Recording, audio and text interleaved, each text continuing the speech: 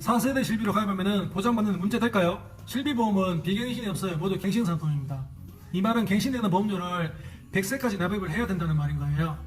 그럼 모두 갱신인데 4세대 실비가 기존 실비와 어떤 차이점이 있을까요? 자기 부담이 차이가 있어요.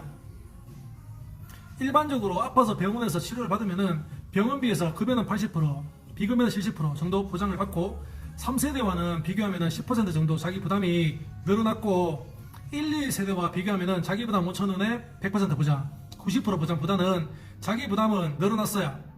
자기 부담 늘어난 이 부분은 단점이에요.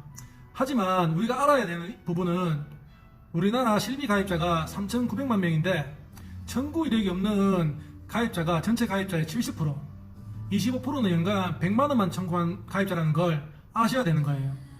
즉 95%는 대부분의 실비보험 가입자들은 건강하고 병력 발생 시 일반적인 의사 처방대로 정상적인 진료를 받고 치료받는다는 거예요.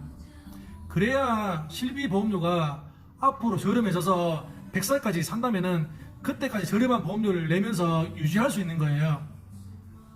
그리고 4세대 실비가 자동차 보험처럼 진료 많이 받으면은 보험료 차등 적용으로 앞으로 300% 할증되고 많이 올라서 유지할 수 없다는 말을 하는 설계사들이 있는데요. 그건 잘 모르고 하는 소리예요. 비급여 300만원 이상 쓰게 되면은 300% 인상되고 150만원 이상 200%, 100만원 이상이면 100% 할증되는 거는 맞아요. 앞에도 말씀드렸지만 95% 대부분의 실비 가입자들은 보험료 할증 대상이 아니에요. 5% 중에서도 일부 의료 쇼핑하는 계약자들만 해당이 되는 거예요. 그리고 계속 할증이 유지되는 게 아니고 1년간 할증되고 이후 진료 없으면은 할증 없이 리셋되는 거예요. 지금까지는 일부 5% 가입자들의 의료 쇼핑으로 나머지 건강한 가입자들이 보험료를 분담을 했다면은 4세대부터는 실질적으로 의료 쇼핑 계약자들에게 보험료를 부담하게 하고 대부분의 계약자들은 저렴한 보험료를 유지시키겠다는 게 4세대 실비 핵심 포인트인 거예요. 아시겠어요? 그렇다 하더라도 건강한 계약자들도 앞으로 나이가 먹고 아파서 진료를 많이 받을 일이 생길 수 있잖아요.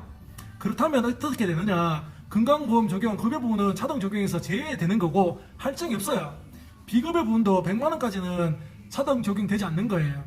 100만원 이상부터 할증은 되지만 가입자 중 100만원 이상 치료받는 환자는 5% 미만이라고 말씀드렸잖아요.